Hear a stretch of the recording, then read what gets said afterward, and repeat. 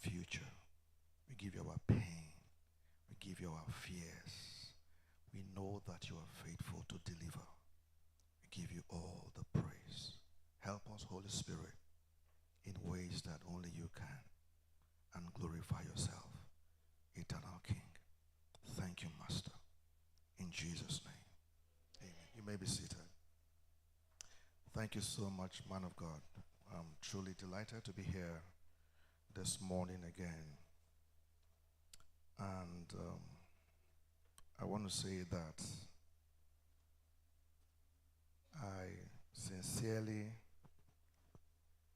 admire your wife and yourself.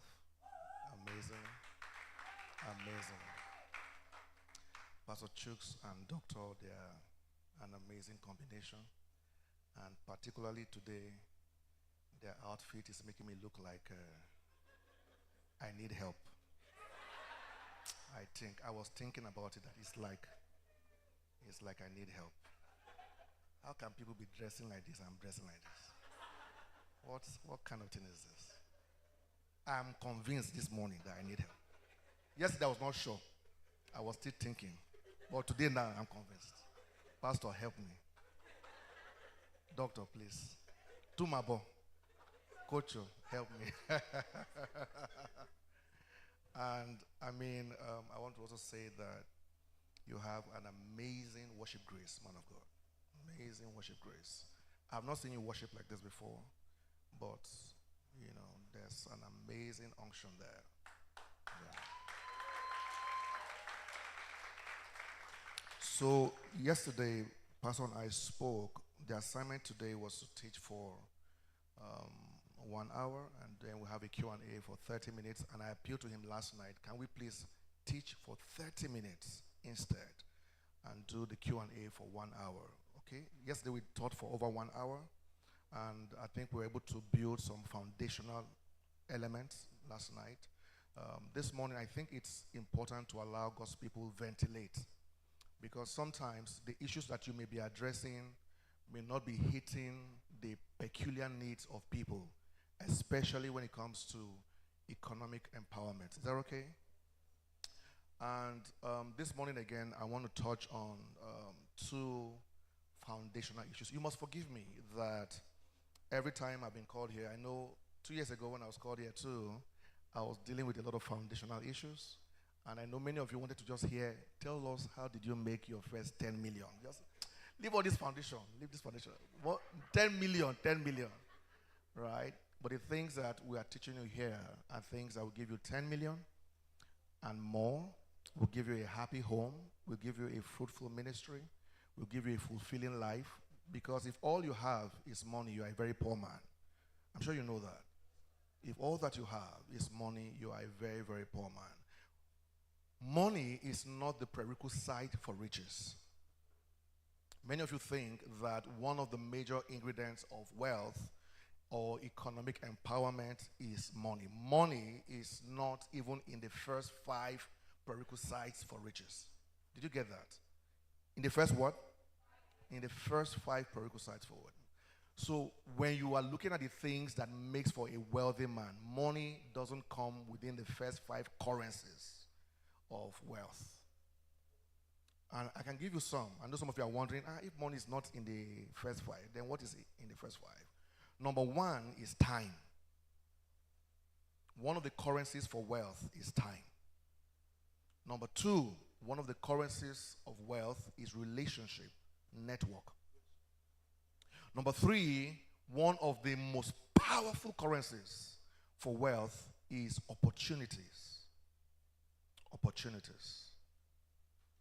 And while we're here, let me say this, that your life is simply an expression of what you have done or not done with opportunities. Where you are now, exactly where you are now, the money you owe, the house you are living, the husband you are married to, the children you have, everything that you are right now is a simple reflection of every opportunity that you have embraced or every opportunity that you have lost. It's a painful thing to say, but it's the truth. So to put it in a simple language, write this down. The trajectory of your life is always determined by opportunities that you hit or the ones that you miss. Simple. So I've just told you why you are where you are today, and I'm trying to tell you what will determine where you will be in exactly 10 years from now. The reason with believers, the problem with believers, I beg your pardon, is that we are more in pursuit of miracles than we are in pursuit of opportunities. And the error is that whenever you pray for a miracle, God gives you an opportunity. But you always miss the opportunity because you are always looking out for the miracle. But miracles always come packaged inside opportunities. And that is why we began to speak yesterday about the window of transition. And we analyzed the life of Rahab, the harlot, because she unlocked the potential in a simple, almost negligent opportunity. Every possibility of life, write this down. Every possibility for health, happy marriage, good children, every possibility is inside opportunity. As a father, you will have opportunities to teach your children. Many of you missed it. As a mother, you have opportunity to love your children. Many of you missed it. As a friend, you have the opportunity to help someone. Many of you missed it. As a human, you have the opportunity to be kind to someone when it costs you nothing. You don't understand. Many times, the kindness that will unlock your future will cost you nothing. But when you miss it, it will cost you everything. You may have met the person that was going to change the life of your first son, and you miss an opportunity of kindness. Every possibility. I have seen what I'm telling you. There are things I have never lobbied for because seeds were sown into the pockets of opportunity when it cost almost nothing. My wife is here. She will tell you, sometimes I'm on the phone, 1 a.m., 2 a.m., because somebody needs to cry. Somebody is broken. And many of the names, if I call them now, you will hold your head. Powerful people. But I will sit down for 3 hours. They will repeat to me what they have told me 5 times before. But I will listen like I have never heard it before. Wow. Oh, wow. I'm sorry. It is well. It is well. The thing I was talking about, they have told me 5 times before. But it doesn't matter.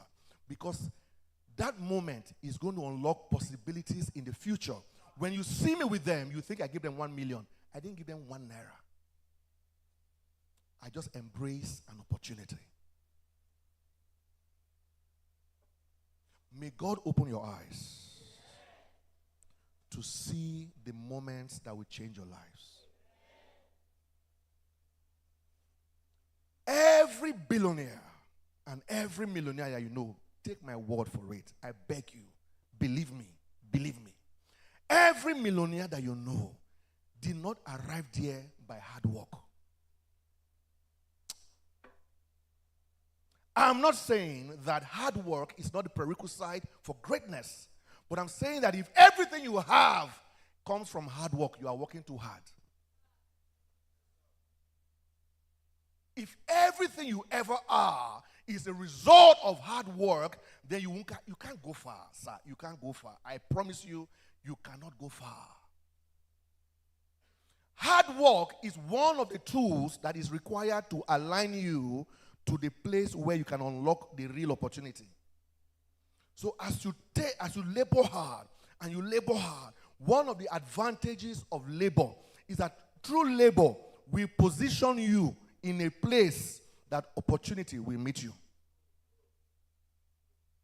But the kind of future you want will not be unlocked by the labor itself. No, that's not how God operates. But if you keep laboring, the labor will keep shifting you closer to the gates of opportunity. You know, I told you last night that certain doors don't respond to keys. They respond to gatekeepers. one of the things that helps you to knock on those doors is the labor. The labor. You will labor, but labor will not open the door. You must labor to a point where you find doors of opportunity, windows of transition. I am not surprised. I'm not surprised that Lot missed his window of transition. You know, I'm not surprised. Lot was picked up by Abraham, a man with low prospects. Abraham saw a future in a man with low prospects because he was sentimental towards his nephew. And Abraham picked Lot. When Abraham picked Lot, remember again that Lot was a man with low prospect. But Abraham did not care because Abraham is a man with foresight. Last night I told you that poor men are men that think short term. Wealthy men always think long term. The other word for long term thinking is foresight. Wealthy people always have foresight and they have oversight. There are two things. Poor people always have short sight and limited sight.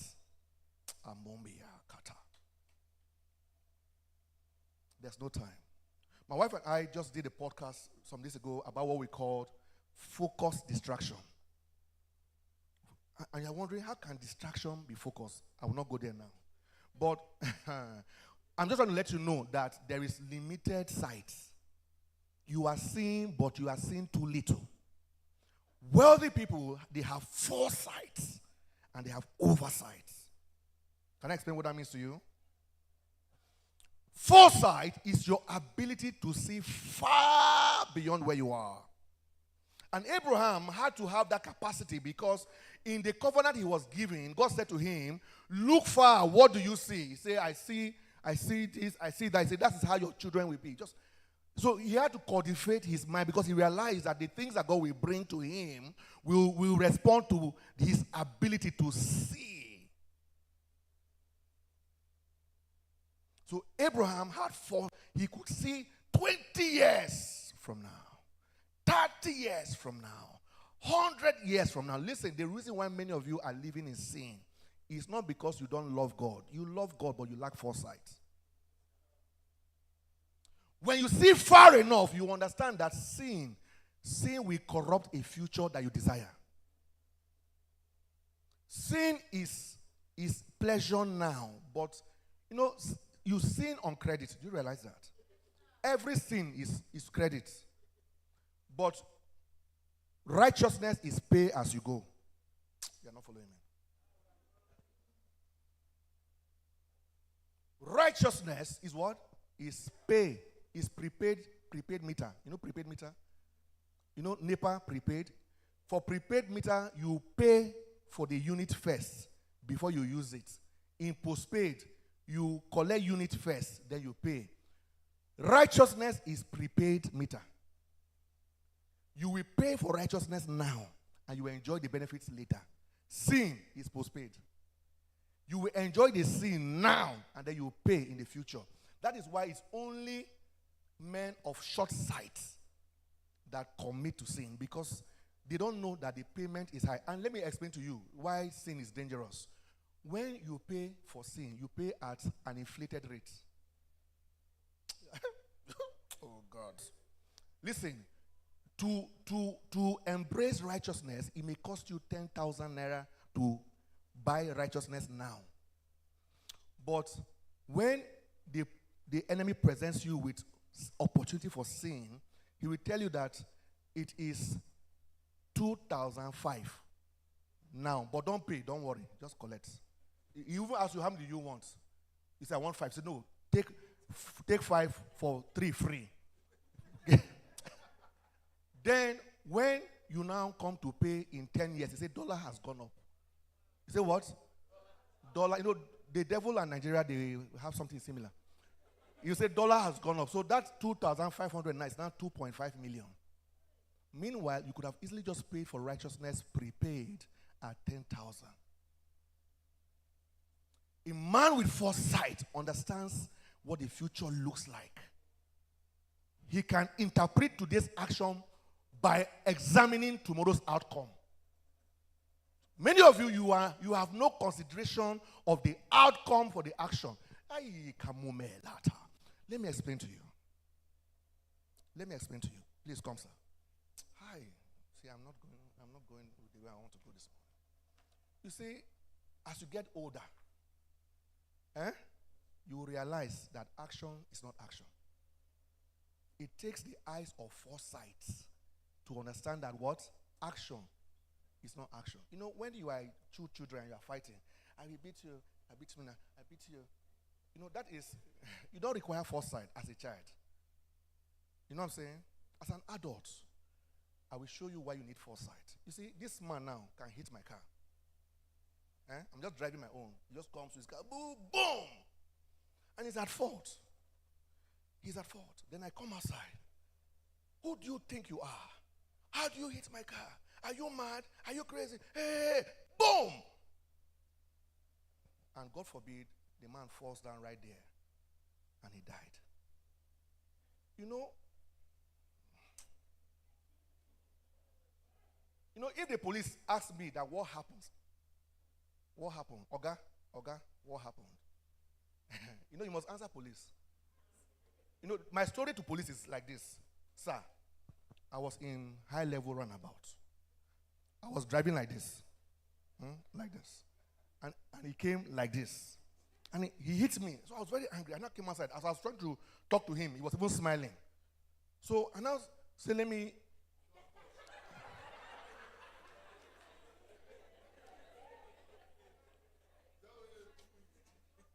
So as I slap him, no, sorry, as I hit him. No, sorry, as I touch him. You have find the lowest denominator. To justify your innocence.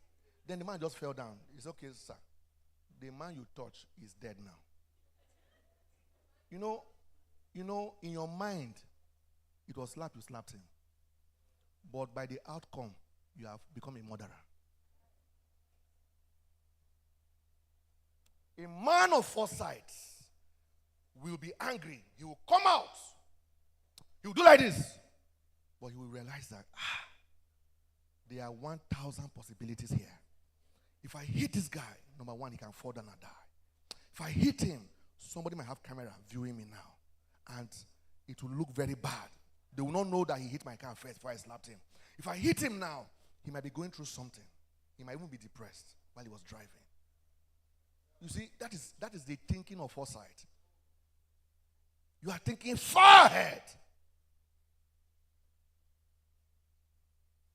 And then many of you also like oversight. Oversight is to see everything together.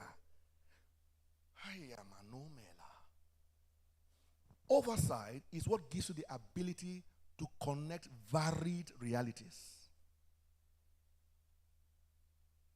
Oversight is what? What gives you the ability to connect varied realities. The reason why many of you start businesses and when you come to borrow money, you say, sir, this thing I can swear to my father, it will work. It's because you have not considered all the varied realities. So when people come to borrow money from me, I usually ask them, yes, you have told me 5 ways it can succeed. Have you analyzed the 5 other ways it can fail? He says, I cannot fail. So I tell you, it cannot fail. Only a man that lacks foresight says that, because every business can fail. And if you analyze all the prospects and do not connect all the problems, it must fail. Because every business comes with prospects and every business comes with problems. Write it down. Please, thank you very much. God bless you. Many of you, when you analyze a prospect, you always are blind to the problems. And that is the lack of oversight. You may have seen in foresight what the business can become. But when you bring in oversight, you can see all the things around the business. Are you getting me now? The foresight simply means that when I put the maize seed in the ground, it can grow up and give me many maize. Am I correct? The oversight means that if I plant seed, I must water it, I must weed it, I must tender and nurture it. You are trying to attend to every problem. I will put nets so that the goat in my compound will not eat it. That goat cannot be captured if you don't have Oversight. Because the seed you planted was good. The land you planted on top was good. But in your equation, you didn't analyze that you have 2 goats in the compound. Are you seeing that now? Yes. Oversight will also tell you that if you want to plant maize, do not plant in November. There is a time to plant maize. So oversight will give you wisdom on timing. Oversight may give you certain wisdoms that foresight cannot provide to you. Foresight will give you excitement. Oversight will give you wisdom. As you want to marry the girl, your foresight is that the way her face is, this her waist can give me fine daughters.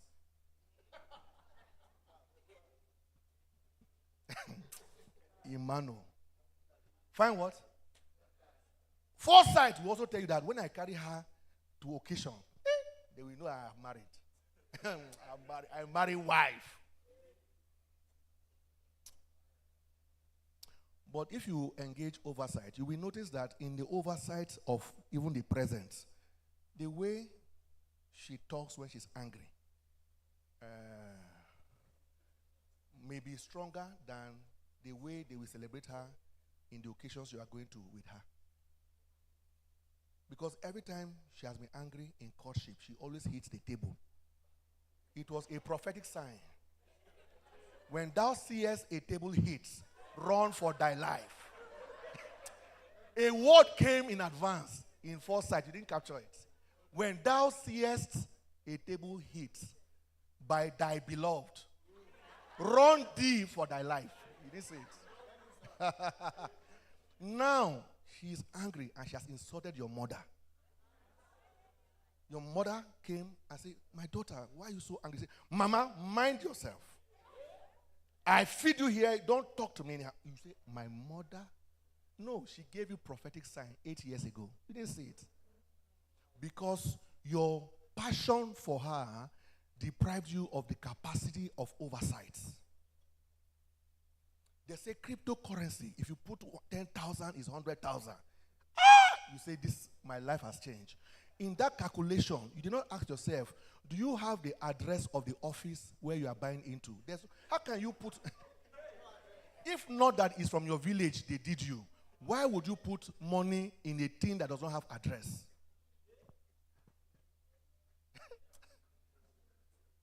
Who did this to you? And you went as far as borrowing money from me also to put. You say this thing is working. It's working. All right? So, because you lack oversight, you did the first one, you got double the money. Second one, if you really had proper oversight that will fund you with wisdom, if you put 10,000 in, it gave you 20,000. Take your 10,000 and pocket it. Then the profit of the 10,000, you put it back. Now, the 10,000 you have put back now is no longer a risk because it was a business that gave you the first 10,000. You will put back that 10,000 to give another 10,000. Take the 10,000 and the next 10,000, which is they're all profits, and put 20,000. Do that for 3 years. If the business is still there after 3 years, go and borrow 10 million. But some of you will do that thing for 3 times. I say, my life, finally, the day has come. My neighbor will see something. That my neighbor's generator today, I will buy Meccano. See that now? Meanwhile, the place you are putting money, there is no address. You say, I deal in cryptocurrency. So, I have not even touched what I wanted to say this morning. And we have just 10 minutes now before Q&A. Oversight and foresight is a prerequisite for wealth creation. Oversight and foresight. The other prerequisite for wealth creation is the capacity for transaction. And the reason why this is very critical, it became stronger in my spirit while Pastor was singing, and then when the hymn was brought up.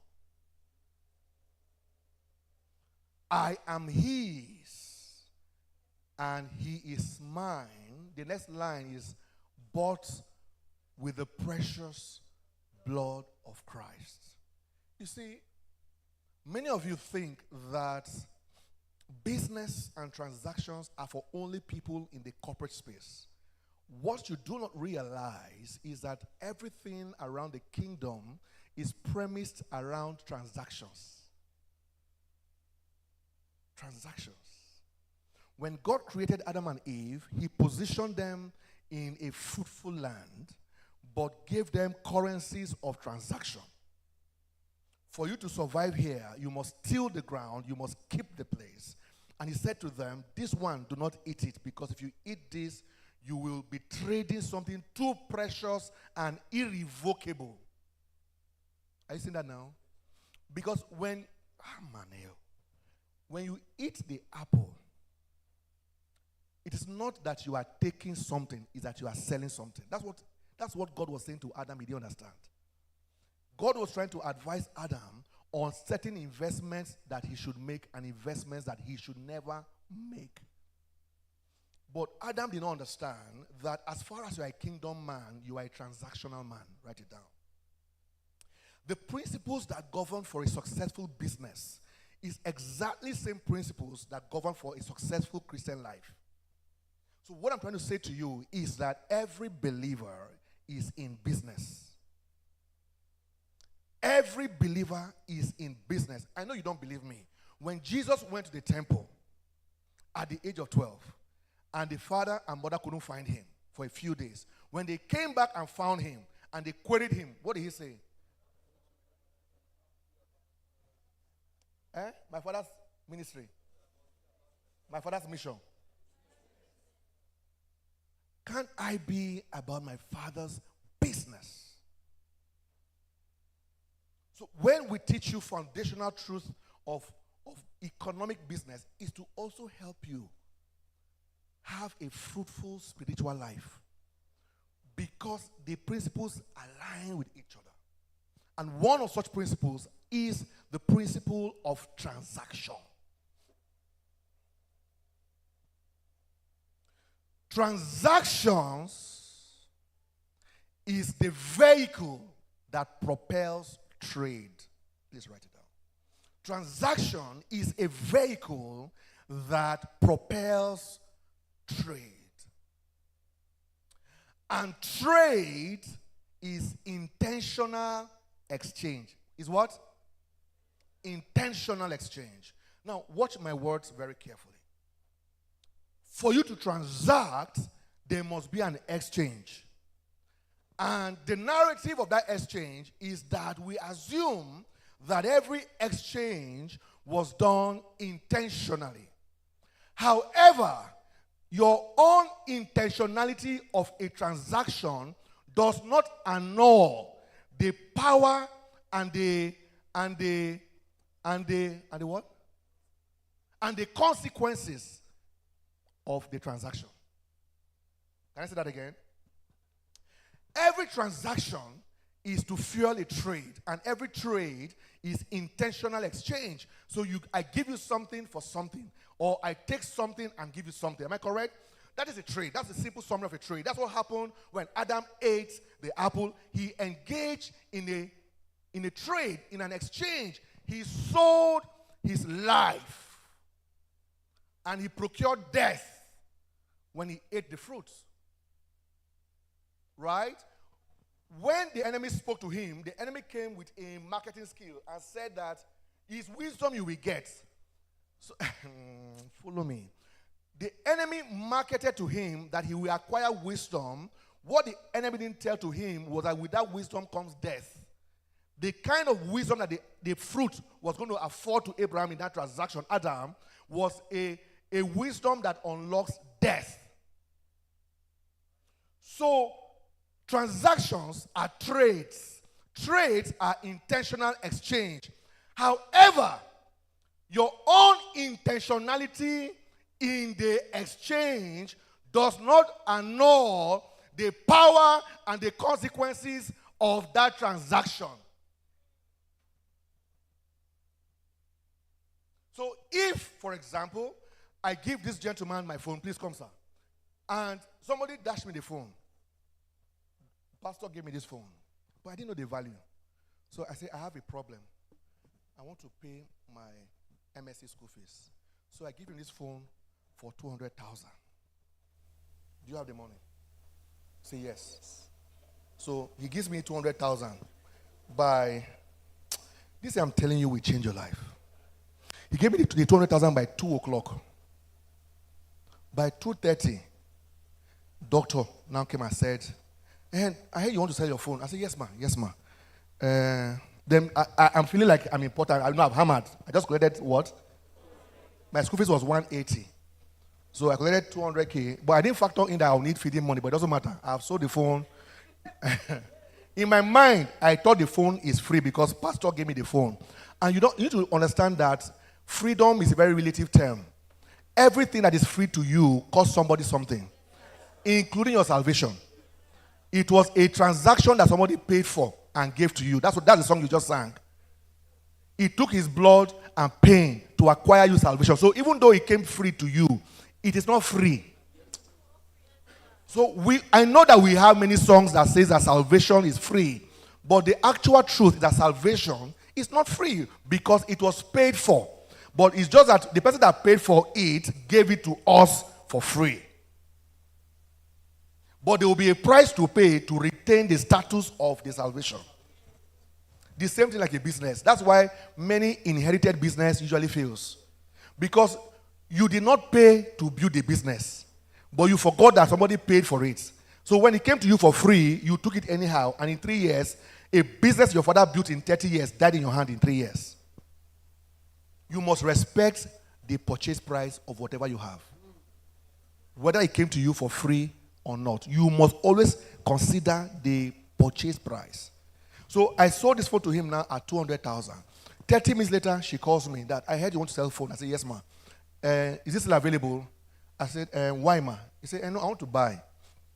But he said, Apeh, please help me. Help me. I said, why, ma? He said, the only money I have for that phone is 1 million. It's only 1 million. I know that the phone is worth 2 million, but please, can I pay 1 million? Then, and I come to him and say, what's your name? Ifyok. You know, we have been in the same church for 3 years.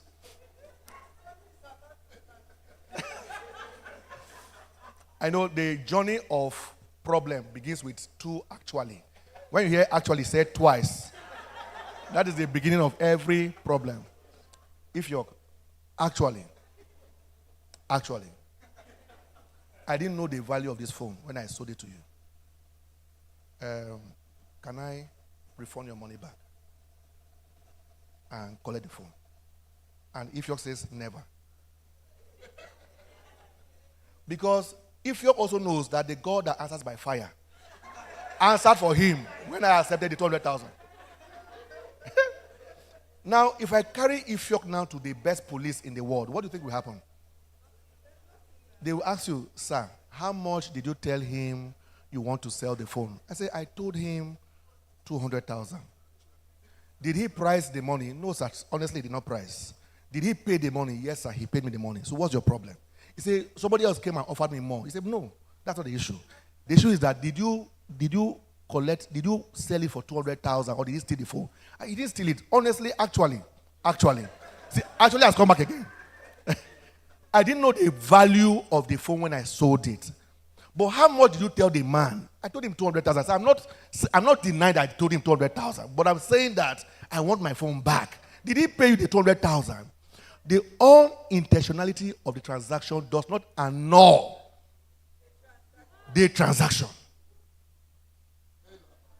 This is why you still need oversight and foresight. Before you sell the phone, did you spend 2 days, 3 days, 5 days to find out the real value of the phone before you sold it? You allowed the problem to speak louder than wisdom. You responded to pressing need and not prospective future. Many of you have done things because you are responding to a pressing need without analyzing the prospect of the future.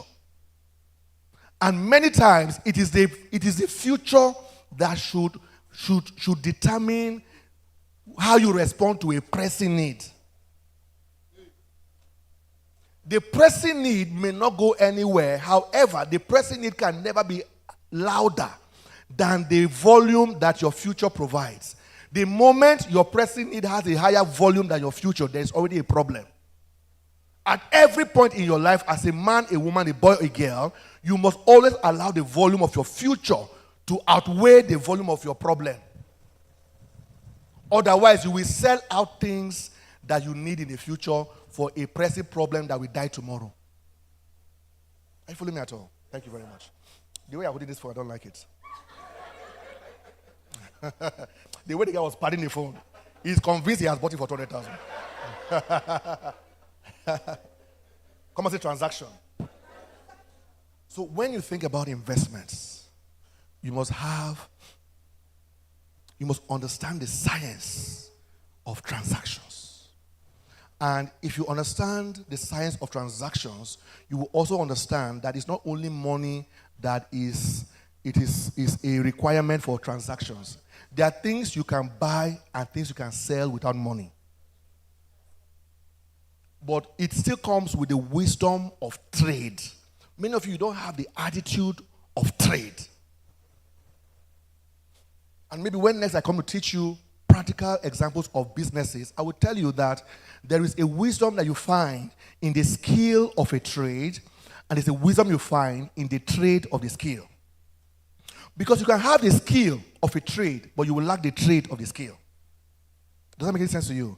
You can have the skill to sew dress, but you don't know how to sell the dress. You have developed a skill for the trade. You have the skill. You are the best tailor in town, but you are the poorest tailor in town. You are the best chef in town, but you are the poorest chef in town. Because as you learned how to cook, you didn't learn how to sell. Did you get that now? So now you have acquired the skill of a trade, but you don't have the wisdom to trade the skill. So you are shortchanging yourself. When we were about to open the hotel, we had a board meeting with my wife and the managers that we engaged for the hotel. And I wanted to put the room rates at an amount. I was sentimental. I said, look, I just want the best hotel at the cheapest price. They said, no, don't try it. Don't try it. So they helped me they gave me wisdom to value the hotel rooms properly. And I did not know that 2 months later, petrol will go from 190 to 600. If I had followed my mind, I would have been in trouble now. So you must learn trades. Even when you want to marry, you must learn how to trade. You must learn what to sell to your husband and what to buy from your husband. You must learn what to sell to your wife and what to buy from your wife. You must even know how to trade with your children. In our house, heaven knows my wife is here, I can lock my study for hours in prayers. But you will never hear me telling my children, come and sit down with me and pray for 2 hours. No, because there's a way I want to market what I want to sell. I want them to first begin to admire the impact of my life before I enforce the principles of my life. If they begin to love the way daddy is, they want to know how did daddy become this way. But many of you are imposing on them the principles when they have not seen the fruits in your life. You keep saying, don't watch TV, don't watch TV. And you are always Telemundo. Tele what? Telemundo 8 hours. And then you can't allow your children watch TV for 1 hour. And then they begin to become rebellious because they think that your approach is unfair. Sometimes call them to come and watch TV with you. When you have now watched TV with them, food is okay. Now go and read your books. There we go. You must, everything in your life requires the wisdom of transaction.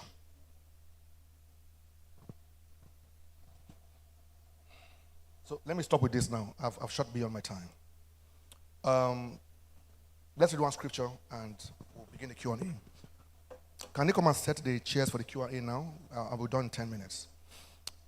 Acts chapter 3 verse 6. Acts chapter 3 verse 6. And Peter said, I know we all know the scripture. Peter said what? Silver is there. Then Peter said, silver and gold have I none. Which one does he have? Which one does he have? Which one does he have? No, answer like we believe now. Silver and gold have I none, but such as I have, give I thee. In the name of Jesus Christ, rise up and walk. Silver and gold I don't have.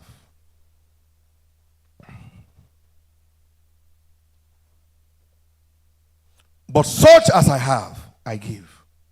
This wisdom, we'll continue from here maybe next year. This wisdom carries in it oversight and foresight. In the oversight of the apostles, they began to analyze what they do not have. Imano. You know, some of you, when you are looking at your friend's status on Instagram, you forget whose daughter you are. Akunlanyi, you are forgotten. You, Okpoko girl like this, that went to Okpoko grammar school. You just finished your first ever job that made sense was 18,200. And you are trying to find out the maker of the natural hair that your friend is wearing on Instagram. The guest father is the commissioner's daughter. And you want to analyze silver and gold you have not.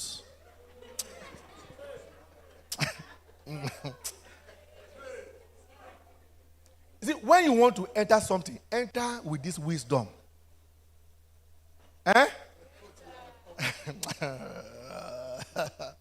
When we're doing a hotel, my friend called me from Lagos, a multi-billionaire. You should know him. Multi-billionaire. He has one of the best hotels in Lagos. A room in that hotel is... Excuse me. Excuse me.